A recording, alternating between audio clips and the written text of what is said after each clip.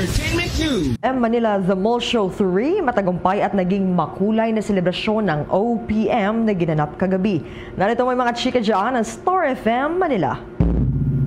Matagumpay ang naganap na Star FM Manila The Mall Show 3 na dinaluhan ng maraming fans sa Cainta Rizal kagabi. Unang nagtanghal ang rising P-pop group na Sixth Sense na nagpakilig sa kanilang mga awiting Amin Amin, Para sa Iyo at ang kanilang unreleased song na Muni Muni na first time nilang itinanghal sa mall show ng Star FM. Hello mga ka-Star Nation! Thank you so much din po sa Star FM for inviting us here to perform and to offer and for offering the stage for all of you guys. Thank you so much.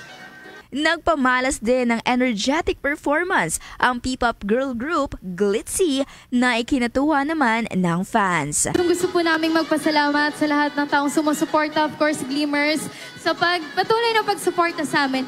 Samantala, hiyawa ng audience at P-pop fans nang lumabas na ang P-pop group na Aster na lalo pang nagpabilib sa mga manonood.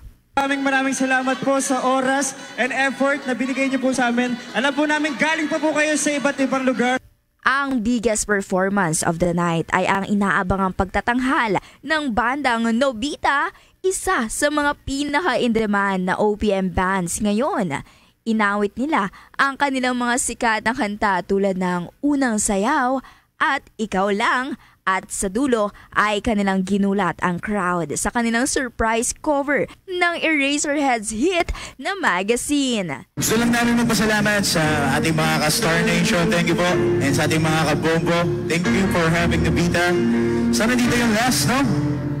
Kitang-kita nga sa fans ang saya nang makatanggap sila ng mga prizes at giveaways. Hindi rin matatawaran ang sigawan, hiyawan at nag-uumapaw na saya sa bawat manonood na dumalo sa mall tour.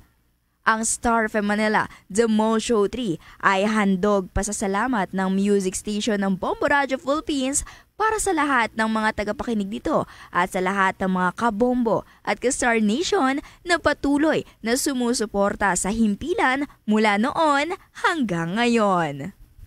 Mula sa Star FM Manila, nag-uulat Star DJ Ivana Darna para sa #1 and most trusted radio network in the country, Bombo Radio Philippines.